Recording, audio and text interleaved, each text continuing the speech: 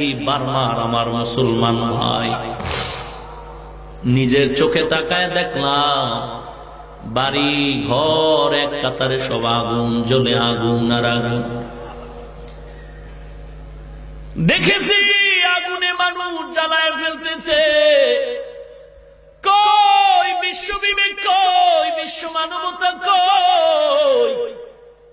কত বড় নিমুখ হারাম, কত বড় নির্বোধ, কত বড় জালেম আমার মুসলমান ভাই ওখানে শাহাদাতের কোলে ঢলে যায়। ওই বেঈমানের গোষ্ঠী ওদেরকে হত্যা করে টুকরো টুকরো করে কলিজাটা চিবায় চিবায় খায়। কি করুন ইতিহাস বুঝানো যায় না রে মুমিন। কুকুরের বাচ্চার গলায় রশি লাগায় যেমন টানে, আমার বার্মার মুসলমানের ভাই বোনের শিশু বাচ্চাগুলোর গলায় রশি লাগায় রাস্তায় রাস্তায় টানে। ঘরের টিনগুলোকে নামায় আগুন নিচে জ্বালায়, টিনের উপরে শোয়া হাতে পাও রশি লাগায়, এরপরে টিনের নিচে আগুন জ্বালায় দেয়। টিনের কারণে শরীর গলে যায়। ওরে মুসলমান, এটাও কি মানুষের ব্যবহার? কই গেল বিশ্ব বিবেক? আজকে বাংলাদেশের মুসলমান উলামায়ে কেরাম সহ চরমনের হজরতের দীপ্ত আওয়াজ এসে গেল, লং মার্চের আওয়াজ, কঠিন কর্মসূচি। আমরা সরকারের বিরুদ্ধে কিছু বলি না, বরং সরকারকে আমরা জানাই আপনার পক্ষ থেকে মন্ত্রণালয় থেকে একটা টাকাও দেওয়া লাগবে না। আমরা মুসলমান বলেছি, ওই বার্মার আমার মুসলমান ভাই বোনেরে ফিরায় দেন আমাদের কাছে। আমরা খানা যা খাবো তাদের দিয়া ভাগ ভাগ করে আমরা খেতে রাজি। তারপরে সহ্য করতে পারি না রে মুমিন। একটা কুকুরকে কেউ যদি লাঠি দিয়া বাড়ি দেয় সহ্য করা যায় না রে মুমিন। খুশি তুমি খুশি, কত বড় বেঈমান কয় বার্মায় মুসলমান মরে, বাংলাদেশে হুজুরেরা স্লোগান দিলে কি লাভ হবে? ওরে পাগলের দল, তুই বুঝো না ধানের খেতে দুই গরুতে ধান খায়। একটা গরুর উপরে মালিক বেত দিয়ে আঘাত দিল, একটা গরুর উপরে বেতের আঘাত করার পর ভিন্ন গরুটা বেতের বাড়ির আগে দৌড় দিছে। জিজ্ঞেস করলো, এই গরু তুই কেন দৌড়াও? বলে, আমি দৌড়াই আমারও ভয়, ওর পরের সিরিয়াল তো আমার। ওরে বাঙালি মুসলমান, আরামে ঘুমাইস না রে মুমিন, আরামে ঘুমাইস না। এখনো বুঝি টের পাও নাই সারা দুনিয়াটা বেঈমানের হাতের মুঠোয়। বার্মার মুসলমানের মায়ের দেখে খুশি হইল না রে বাঙালি। মনে রাখো তারপরের সিরিয়াল তোমার আমার। পালাবি কই, পালাবি কই? ও নবীর উম্মত, পালাবার কোন জায়গা নাই, কারণ টুপিওয়ালার দুশমন চতুর্পার্শ্বে আছে। ওরে মুমিন, কেন তুমি চিন্তা করো না রে বাবা? তুমি যদি সেজদাটা আল্লাহকেই দিয়ে থাকো, একটু চিন্তা করো তুমি কার কার সেজদা দিলা। ওই আল্লাহর মোহাব্বত নিয়ে যদি বাঁচতে চাও, পায়ে ধরে বলছি তুমি মুসলমানের পক্ষে আওয়াজ দাও।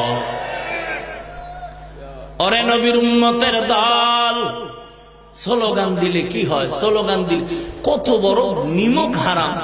আমগো কিছু জাতি ভাই আছে টুপিওয়ালা, স্লোগান দিলে হবে কি? স্লোগান দিলে কি হয়েছে টের পাও নাই?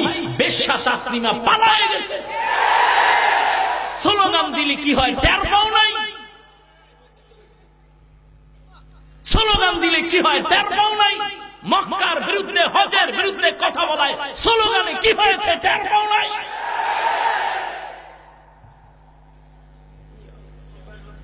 ভাইরা আমার, কারণটা কি? পানির জোয়ারে বাদ দিলে পানির জোর কমে না বাড়ে। ইমানদারের ইমানের উপরে আঘাত দিলে এদের ইমান বেড়ে যায়। এর অস্ত্র লাগে না, কিছুই লাগে না, এদের আল্লাহু আকবার তাকবীরটাই যথেষ্ট। ভাইরা আমার, আল্লাহ আপনি আমাদের হেদায়েত দান করুন।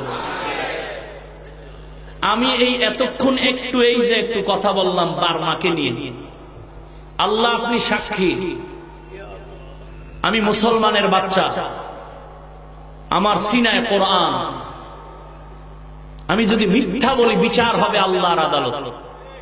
আমি বার্মা নিয়ে যে কথাগুলো বললাম, মাইকের আওয়াজ যতদূর যায়, আমার এই কথাকে বার্মার বিরুদ্ধে যদি কেউ পজিশন দাঁড় করাতে চায়, আপনি কালেমা ওয়ালা হয়ে থাকেন আর যাই হয়ে থাকেন, আপনাকে আমি জানি না আপনি কোন কি কোথার, আপনার দিল থেকে যদি এই বার্মার বিপক্ষে কিছু বলে থাকেন মনে মনে, আপনি কপালে ঘুমের ঘরে লেখেন আপনি ইহুদির দালাল বেঈমান,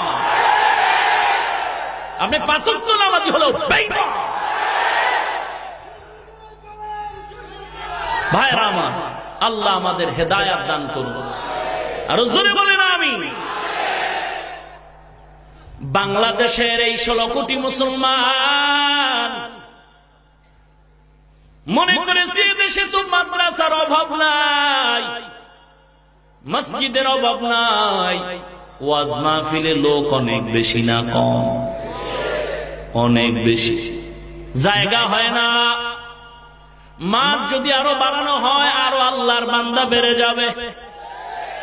মসজিদ দেখেন একতলা দোতলা, তারপর রাস্তায় লোক দাঁড়ানোর সুযোগ নাই। পরে নবীর উম্মত যত বাড়ায় তত বাড়তেছে এত বেশি। আগে বলতাম আজকে যদি এই আদর্শনগর এলাকায় যদি ওয়াজের প্যান্ডেল না সাজায় যদি কোন শিল্পীরে দিয়া ঢোল দিয়া গান বাজাইতো অনেক বেশি লোক হইতো। কিন্তু আমি এক সপ্তাহ ধরে এর বিরুদ্ধে এখন কথাটা দিল থেকে আমার এসে গেল, না না ভুল কথা। বর্তমানে ওয়াজ মাহফিলের নমুনায় যা অনুভব হচ্ছে, যদি ওয়াজ বাদ দিয়ে কোনো গানও দাও, আমার মন বলে এই ওয়াজের থেকে লোক গানে বেশি হবে না।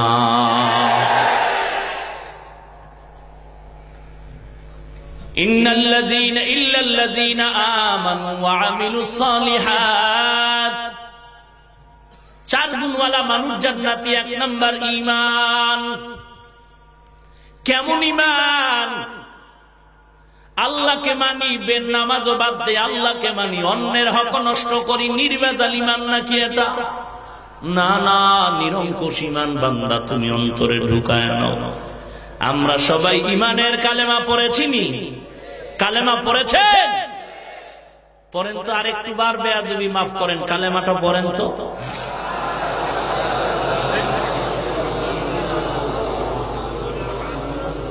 গোলেমালে যদি কেউ লা ইলাহা ইল্লা আনতা পইরা ফালায়, আমি যেটা পড়ি দেখেন তো আপনাদের কালেমা এটা কিনা? লা ইলাহা ইল্লাল্লাহু মুহাম্মাদুর রাসূলুল্লাহ।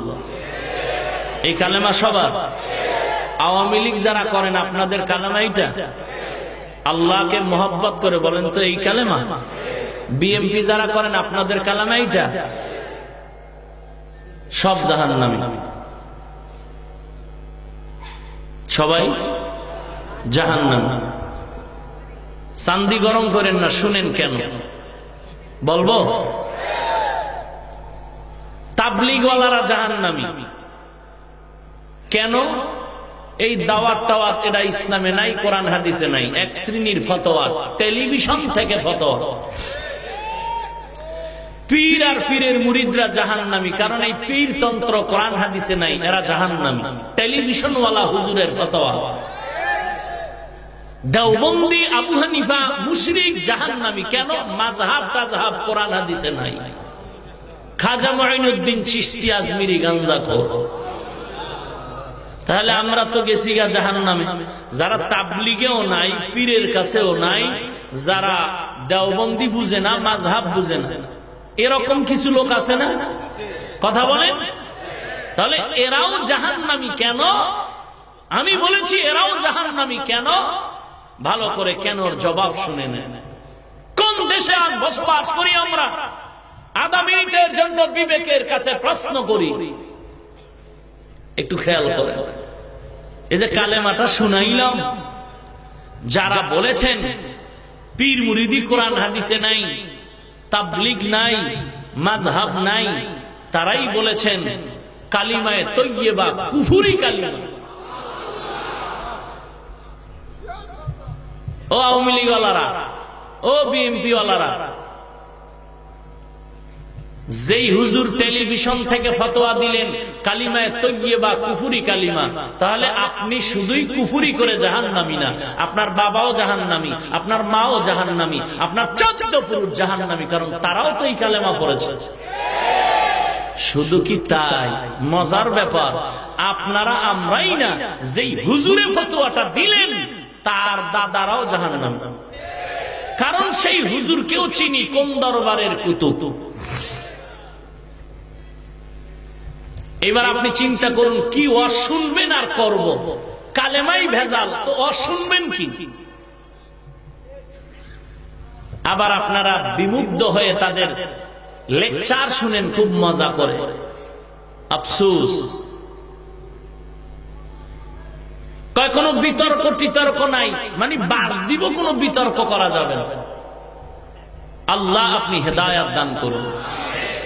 ইল্লাল্লাযীনা আমানু ওয়া আমিলুস সালিহাত,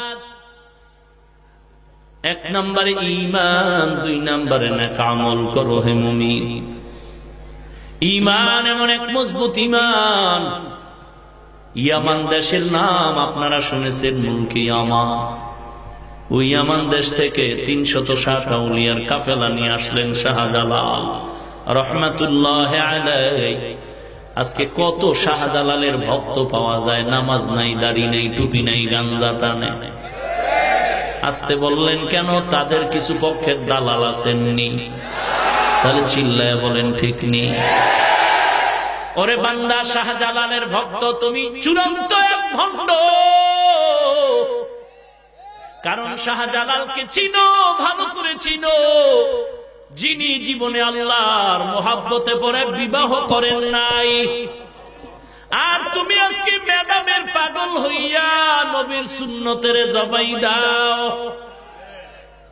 এই টুপি বলো না কেন? সুন্নত কি কয়? এই মেয়ে দাড়ি রাখো না কেন? এই সুন্নত। এই বেয়াদব, এই বেয়াদব, সুন্নত তোর বাবা, সুন্নত তোর বাবার বেয়াদব। সুন্নত শব্দটা তো নবীজির জিহ্বার শব্দ, নবীজির পবিত্র জবানের শব্দ সুন্নত। মান আহাব্বা সুন্নতি, হাদিসের ইবারত। সুন্নতকে ব্যঙ্গ করো কেন, তিরস্কার করো কেন? রে বেয়াদব, আমি আগেই বলছি, তুমি আল্লাহওয়ালা ভালোবাসো না, বিরোধিতা করিও না। তুমি টুপি পরতে ভালোবাসো না, টুপির বিরুদ্ধে বলিও না। তুমি দাড়ি রাখতে ভালোবাসো না, চুপ থাকো, দাড়ির বিরুদ্ধে বলিও না। তুমি পীর মুরিদি ভালোবাসো না, চুপ থাকো, পীরের বিরুদ্ধে বলিও না। তুমি মাযহাবের পছন্দ করো না, চুপ থাকো, মাযহাবের বিরোধিতা করিও না। এক এক করে সবার বরদোয়ায় ধ্বংস হয়ে যাবে। আবু হানিফার বিরোধিতা করো, লজ্জা করে না? ভয় লাগে না? খাজা মঈনুদ্দিনকে গাঞ্জা খার বলে, কত বড় হুজুর হইলে বলতে পারে কত বড় হুজুর। বড় হুজুর না হইলে কি আর বড় হুজুরের ব্যাপারে কথা বলে? হুজুর বড়, বেয়াদবিও বড়। আল্লাহ আপনি হেদায়েত দান করুন। রাগ করলেন না? 1 নম্বর ঈমান। কেমন ঈমান? ইয়ামান দেশ থেকে আল্লাহর ওলি বাংলার জমিনে 360 আউলিয়া কম বেশি দ্বীনের খেদমত করলেন সারা দেশ জুড়ে। যে আল্লাহর বান্দার মাথায় পাগড়ি, অল টাইম হাতে তাসবিহ, শাহজালাল রহমাতুল্লাহ আলাইহি বিবাহ পর্যন্ত করেন নাই। ওই ইয়ামান দেশের একটি ঘটনা, জালিম এক জালেম বাদশাহ ক্ষমতার মসনদে বসে মুসলমানের বিরুদ্ধে কথা বলে, ডেকে বলে, দেখো কোথাও কোন ইমানদার মুমিন যদি পাও, তারে গ্রেফতার করে আমার সামনে হাজির করে দাও। হাজির করে যদি দাও, তাহলে আমার পায়ে তারে সেজদা করায় দিব, আল্লাহর বিশ্বাস দূর করে দিব। হেদায়েতের মালিক কে? আর জোরে বলেন। আল্লাহ যদি কবুল করেন হেদায়েত থেকে বঞ্চিত করা যায় না। আল্লাহ যদি বেজার হয়ে যায় বড় বড় ইলম ও আমল ওয়ালা আলেমরাও হেদায়েত থেকে বঞ্চিত হয়ে যায়। ওই জালিমের পক্ষের কিছু মানুষ সারা দেশ খুঁজে কোথাও মুমিন পাওয়া যায় কিনা, বারবার মানুষ খুঁজে, বেদিনরা খুঁজে দেখো কোথাও মুসলমান পাওয়া যায় কিনা। খুঁজে খুঁজে তাদেরকে হত্যা করা হচ্ছে রে মুমিন। খবর পেলাম টেকনাফ কক্সবাজার বর্ডার এলাকায় মানুষগুলো এসে বাচ্চা নিয়ে শীতের মধ্যে পড়ে আছে। ওরে বাঙালি, তুমি শীতের ভেতরে লেপ গায়ে দিয়া ঘুমাও, ওরা খোলা আকাশে চিল্লায়, ঘুমানোর মতো কিছুই নাই, ঘর নাই, বাড়ি নাই, খানাও পর্যন্ত পায় না। শুনেছি মা চিল্লায় বলে, আল্লাহ আমার পেটের খানা দরকার নাই, আমার বাচ্চাটারে কিছু খানার ব্যবস্থা করে দাও। মা চিল্লায় চিল্লায় কান্না করে, খানা নাই। এদিকে শুনলাম ওই বাচ্চা খানা না খেয়ে ধুকে ধুকে মায়ের চোখের সামনে বাচ্চা মরে গেছে। ওরে মুমিন, এত নিষ্ঠুর কেন হয়েছ? দিলে কি একটু মায়া নাই? অনুরোধ করে বলির মুমিন, জিহ্বাটা নাড়াও কি দোয়া করতে পারবা না? এত নিষ্ঠুর কেন হয়েছ? জালিম বাদশা খুঁজে খুঁজে বলে, দেখো ইমানদার হাজির করে দাও। ওই দেশের ভেতরে একজন মুমিনা নারী পাওয়া গেল, শিশু বাচ্চা কোলের ভেতরে আছে। ও পর্দার অন্তরালের মা, মাইকের আওয়াজ পাইতেছেন রে মা, আপনারাও মা, আমি হাফিজুর রহমানের মাও মা, আব্দুল কাদের জিলানের মাও মা, আপনারাও মা,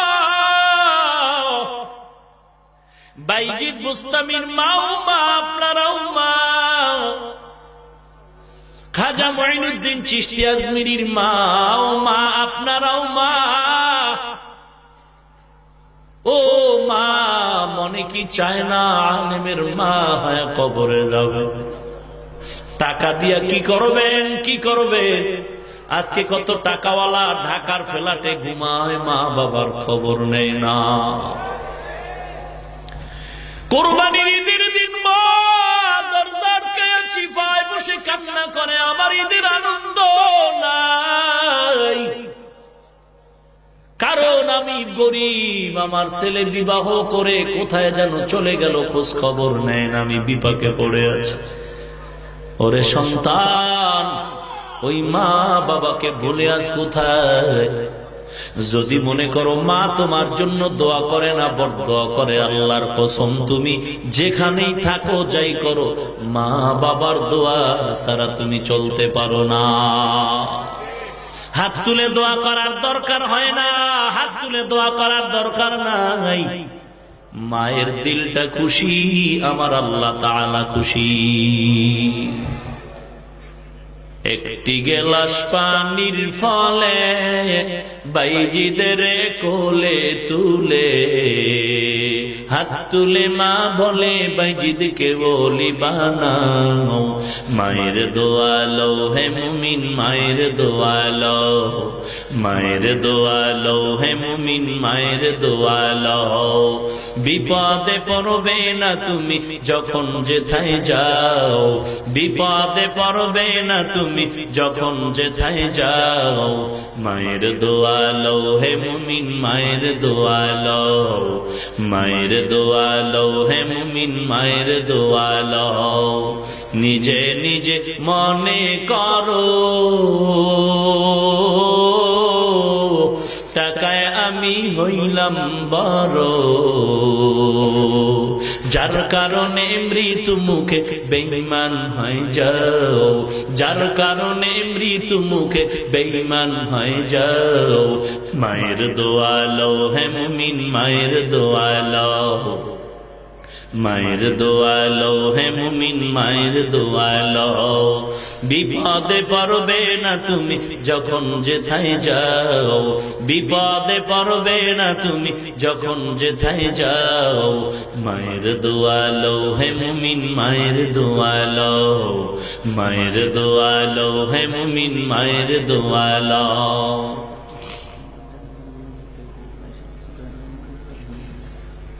কোথায় আমরা হুজুরকে রিসিপশন করার জন্য কিছু হুন্ডার ব্যবস্থা করেছি। ড্রাইভার ভাইরা চলে যান, মোটরসাইকেল হুন্ডার ড্রাইভার যারা আছেন দ্রুত ওখানে চলে যান। কাছাকাছি হুজুর এসে পড়ছে, দ্রুত চলে যান। ভাইরা আমার, কেউ উঠবেন না। বরকত বড় মজার জিনিস, কপালে লেগে গেলে হয়ে যায়। ওরে নবীর উম্মতের দল, ওই আল্লাহর বান্দি শিশু বাচ্চা কোলে নিয়ে ইমানের দাওয়াত, ইমানের পাকা পোক্ত পাওয়ার নিয়ে জালিমের সামনে যখন তাকে হাজির করা হলো, জালিম বাদশা বলে, ও নারী তুমি কি ইমানদার? বলে হ্যাঁ। বলে সব বন্ধ করে তুমি আমার কদমে সেজদায় পড়ে যাও।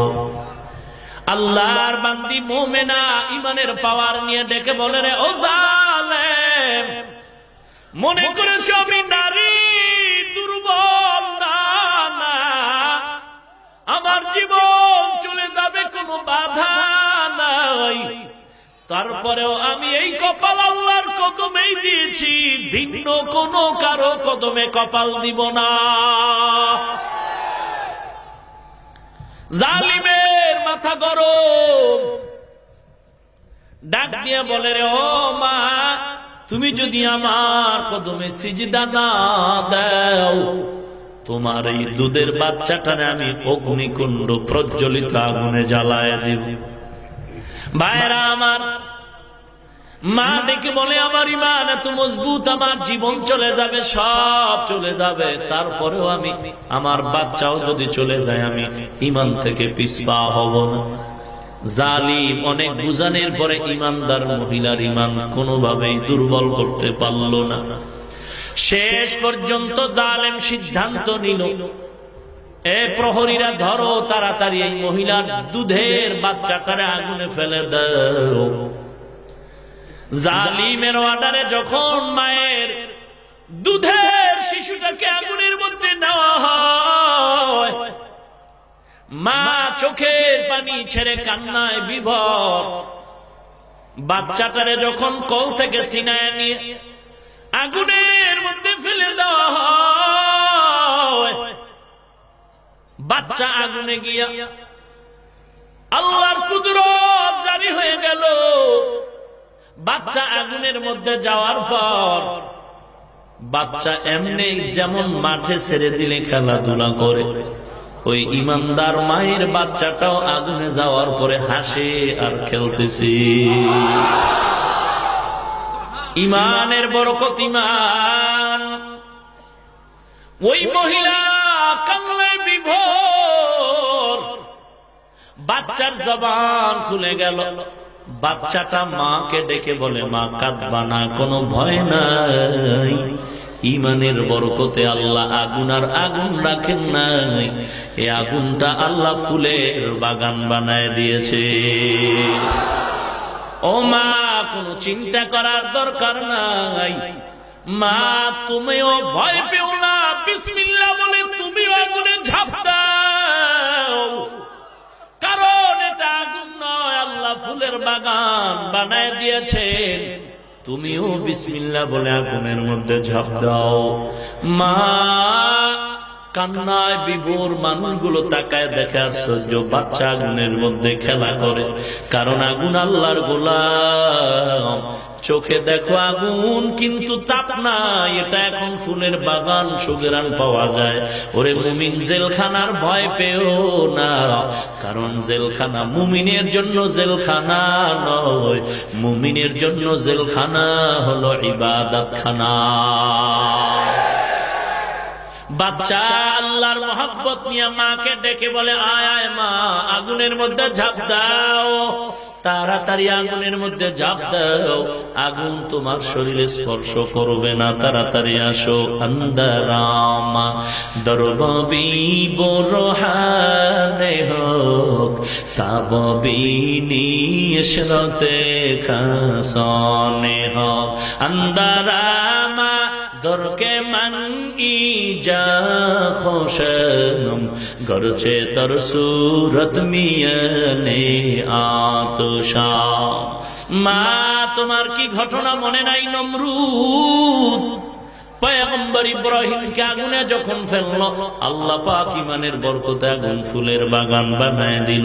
বাচ্চাটার যখন আওয়াজ মায়ের কানের মধ্যে চলে গেল, মাও দেরি করে নাই, আল্লাহর মহব্বতে বিসমিল্লাহ বলে মাও আগুনের মধ্যে ঝাঁপ দিল।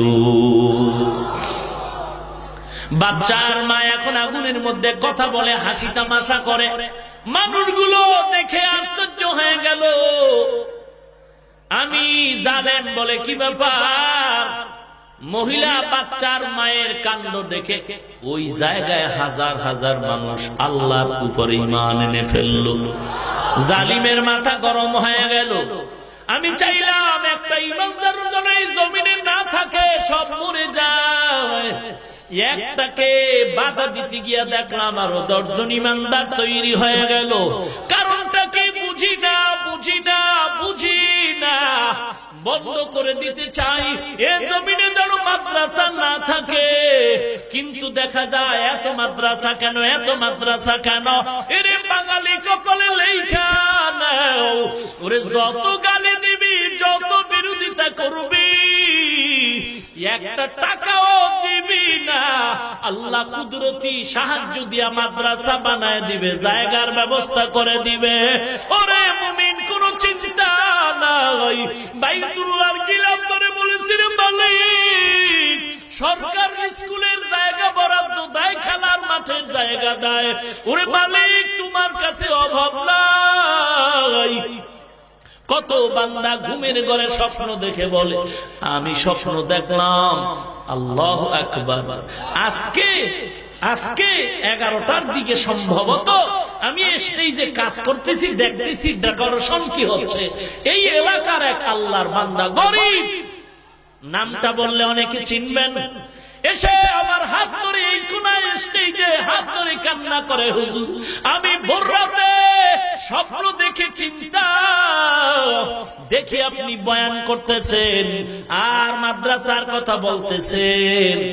আমি আল্লাহর মহব্বত নিয়ে 1000 টাকা দেওয়ার জন্য রেডি, কিন্তু আমার এমন কাঁপুনি শুরু হয়ে গেল, আমি এখনো পর্যন্ত স্থির হয়ে দাঁড়াতে পারি না। আমি বললাম, রে ভাই, আপনার দিল যদি চায় আপনি কিছু টাকা মাদ্রাসায় দান করে দেন, কারণ মাদ্রাসা হাফিজুর রহমানের না, কোরআনের তালিম যেখানেই হয় সেখানে আমার আল্লাহর কুদরতি নজর থাকে। একটা টাকাও দিবে না, মাদ্রাসা হবে, কারণ কোরআন হেফাজতের জিম্মাদার আমার আল্লাহ। হয়ে যাবে, তবে তুমি দিলে কপাল খুলে যাবে রে বাবা। যত বাধা ততই বাড়তেছে, তাবলীগওয়ালারে যত বাধা দেয় ততই বাড়ে। ওরে জিকিরের বিরোধিতা যত চলে, চরমনের বিরোধিতা যত চলে, ততই বাড়তেছে। কওমি মাদ্রাসার বিরোধিতা যত চলে ততই বাড়তেছে। কেমন বাড়ে? আমার দিল বলে এমন একটা সময় আসবে, বেশি দেরি নাই, এই বাংলাদেশের প্রত্যেকটা ঘর হবে এক একটা কওমি মাদ্রাসা।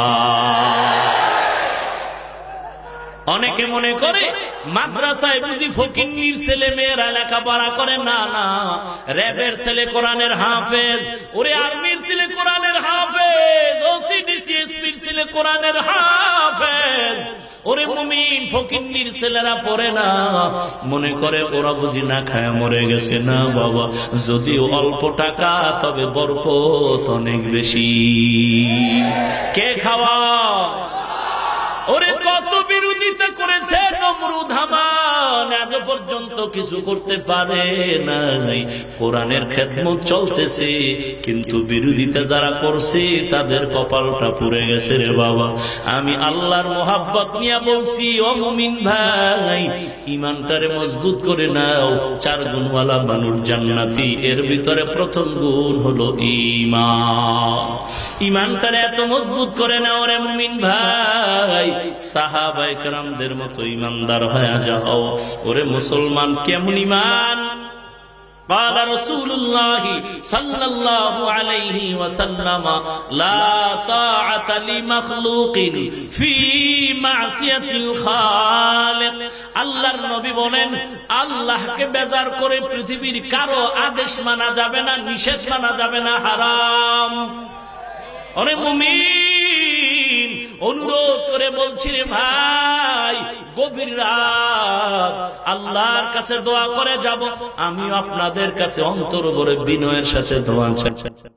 আসছেন, বসার জায়গা দিতে পারি নাই, যতটুকু খেদমতের প্রয়োজন ছিল অতটুকু খেদমত করতে পারি নাই। শুধু আমি কেন, আমার মাদ্রাসায়, এ মাদ্রাসার উস্তাদরা, শিক্ষক, ছাত্ররা অনেকের সাথে হয়তো ব্যবহারে চলাফেরায় ত্রুটি করে ফেলতে পারে। ক্ষমা করাটা মহান ব্যক্তির গুণ। আমি সবার পক্ষ থেকে ক্ষমা চেয়ে নিচ্ছি, ক্ষমা করে দিবেন। এবং বিনয়ের সাথে দোয়া চাই, আল্লাহ পাকে মাদ্রাসা দিন দিন উন্নতি দান করে। বড় কষ্ট রে মুমিন, কত এতিমরা, কত গরিব মাদ্রাসায় লেখাপড়া করে। শীতের ভিতরে কত ভালো ভালো বাবার ছেলেরা ল্যাব গায়ে দিয়ে ঘুমায়, কম্বল গায়ে দিয়ে ঘুমায়। এমনও গরিব আছে, শীতে একটা কম্বল ল্যাব কিনার টাকা না। বড় কষ্ট করে জীবন যাপন করে রে মুমিন। আল্লাহর মোহাব্বত অন্তরে ঢুকাও, ঈমান মজবুত করে নাও, আর নেক আমল করো বান্দা। 2 নাম্বার গুণ হলো নেক আমল। নেক আমল করবা, অল্প আমল যদি হয় আল্লাহর কাছে সেটা নাজাতের ওসিলা হয়ে যাবে। আল্লাহর নবী বলেন, আখলিস দীনাকা ইয়াকফিকাল আমালুল কলিল। আল্লাহর মোহাব্বত নিয়ে অল্প আমল যদি করো, নাজাতের দরওয়াজা খুলে যাবে রে মুমিন ভাই। এক আল্লাহর বান্দির ইন্তেকালের পরে বলা হলো, কি আমলের দ্বারা আল্লাহ তোমাকে মাফ করেছেন? আল্লাহর বান্দি বলে, কত আমল করেছি, তবে সামান্য একটা আমল আল্লাহর কাছে আমার পছন্দ হয়ে গেছে। ওই আমলটা হলো আমি প্লেটের নিচে নবীর সুন্নাত দস্তরখানের আমল করেছি। দস্তরখানের আমল করেছি রে ভাই। অনুরোধ করে বলছি, নবীর সুন্নতের আমল চালু করে দাও। ওরে বান্দা, আমার কিছু না, সব কোরআনের বরকত আর নবীর সুন্নতের বরকত। ও আল্লাহর গোলাম, সুন্নতের আমল যারা যত বেশি করেছে তারা আল্লাহর কাছে বড় দামি হয়ে গেছে। অনুরোধ করি, আল্লাহওয়ালার সাথে বন্ধুত্ব লাগায় দাও, সম্পর্ক জড়ায় দাও। আল্লাহওয়ালা পাইতে হলো চিন্তা করে যেতে হবে, কারণ আজ বহু আল্লাহওয়ালার দাবিদার, নামাজ নাই, হালাল খানা নাই। যার ভিতরে সুন্নতের আমল নাই, দাড়ি নাই, টুপি নাই, পর্দা নাই, কোরআন পড়তে জানে না, মানুষকে কান্নার বয়ান দিতে জানে না, এ কোনদিন আল্লাহওয়ালা হতে পারে না। এ দুনিয়া কামাই করার জন্য ভিন্ন একটা সাইনবোর্ড লাগায় দিয়েছে। কারণ এ বাংলাদেশের মুসলমান এত সরল, এদেরকে ইসলামের সাইনবোর্ড দিয়ে ধোঁকা দেওয়া বড় সহজ। এজন্য বলি, ইসলামের সাইনবোর্ডওয়ালা ধোঁকাবাজ থেকে সাবধান। ওরে নবীর উম্মতের দল, ঈমান বড় মজবুত করে নাও। খাব্বাব রাদিয়াল্লাহু তাআলা আনহু ওমরে ফারুকের সামনে বসে কথা বলেন।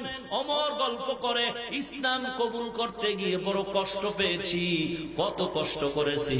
ওমরের কথায় খাব্বাব বলেন, না, ইসলামের জন্য আমার মতো কষ্ট আপনি করেন নাই। কেমন কষ্ট করেছ রে খাব্বাব, কেমন তোমার ঈমান। এবার খাব্বাব রাদিয়াল্লাহু তাআলা আনহু নিজের জামাটা উঠায়া পিঠ বের করে দিয়া বলে, রে খলিফাতুল মুসলিমিন তাকায় দেখেন। ওমর তাকায় দেখে খাব্বাবের পিঠে কোনো গোশত নাই। ওমর বলে, তোমার কুষ্ঠ রোগ হয়েছে নাকি? ওমর কথা বলার পরে খাব্বাব চোখের পানি ছেড়ে বলেন, রে খলিফাতুল মুসলিমিন, আল্লাহর জাতের কসম, আমার জীবনে কোনোদিন কুষ্ঠ রোগ হয় নাই। বলে, তো পিঠের মধ্যে কোনো গোশত নাই, পোড়া পোড়া দাগ। খাব্বাব চোখের পানি ছেড়ে ডেকে বলেন, খলিফাতুল মুসলিমিন, আল্লাহর মুহাব্বতের কালেমা রশিদে গলায় বাঁধার কারণে এই দেশের বেঈমান আর বেদীন আমি খাব্বাবের জামা খুলে আমার হাতে পায়ে রশি লাগাইয়া জ্বলন্ত আগুনের কয়লা সাজায়া, আর আমার হাতে পায়ে রশি লাগায়া জ্বলন্ত আগুনের কয়লার উপর আমি খাব্বাবকে চিৎভাবে শুয়াইয়া বুকের উপরে পাথর দিয়ে চাপা দিয়েছে। এমন চাপা দিয়েছে, পাথরের চাপে আগুনের তাপ নিচে আমার পিঠের চর্বিগুলো পুড়ে যায়। আমি খাব্বাব নিজের কানে আওয়াজ পাই, আমার পিঠের চর্বি, আমার বস্তুগুলো পড়ে যায়। আমি চোখ খুলে আসমানের দিকে তাকায় বলছি, রে মালিক, কালেমা পড়ার অপরাধে আজ এই বেঈমান আমারে আগুন দিয়া জ্বালায় দেয়, আমার পিঠ পুড়ে যায়। আমি নিজের কানে আওয়াজ পাইছি।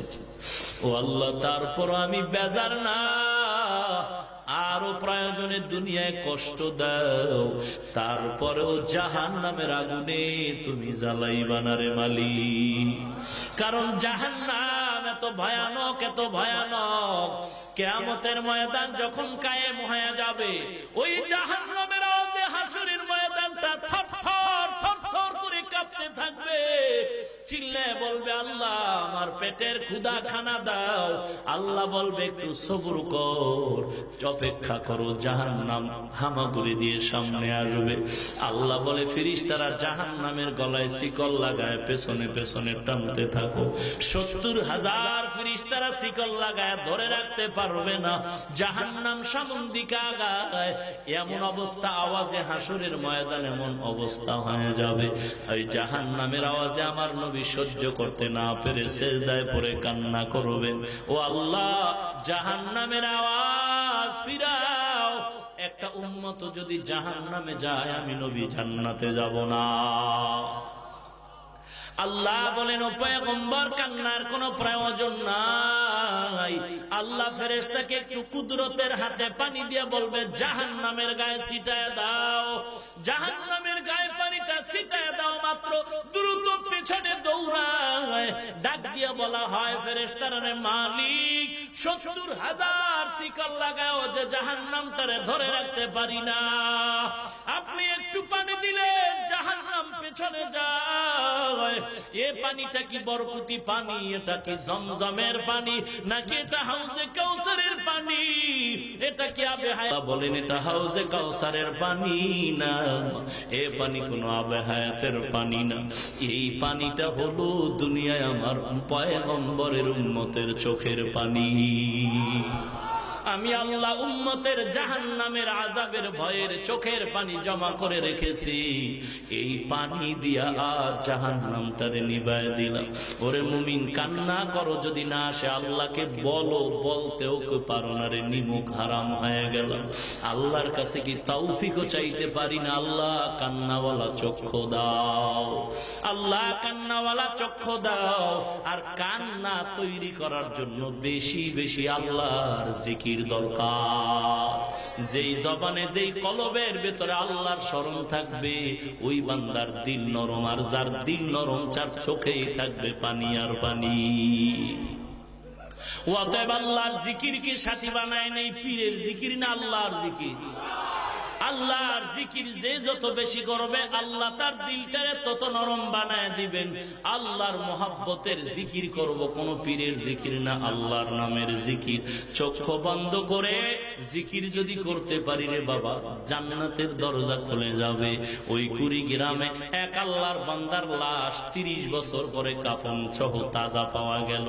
আমি একবার গেছিলাম, জিয়ারত করলাম, বললাম এটা কি মুহাদ্দিস মুফতি সাহেব? বলে না না, চূড়ান্ত এক মূর্খ, কিন্তু এই লাশ তাজা পাওয়া গেল, কাফন তাজা কেন? বলে কারণ হলো এই বান্দা আল্লাহর জিকির করত 24 ঘন্টা। আমি বললাম জিকিরের সবক পাইল কই? বলে কুড়িগ্রামে এক সময় চরমনাইর সৈয়দ ইসহাক রহমাতুল্লাহ আলাইহি যাইতেন আর মানুষের পায়ে ধরে ধরে জিকিরের বয়ান দিতেন। আজ ওই জিকিরের বরকতে বান্দার লাশটা কাফন সহ 30 বছর পরে তাজা। ওই জিকির জিহ্বার সাথী বানায় নেই, অন্তরের সাথী বানায় নেই। আর আল্লাহকে মনে মনে বলি, আল্লাহ দিল নরম করে দাও, কান্নাওয়ালা চক্ষু দাও। আর অন্তরে খেয়াল করি আমার দুনিয়ায় কেউ নাই, আল্লাহ আমার আপন ঠিক কিনা।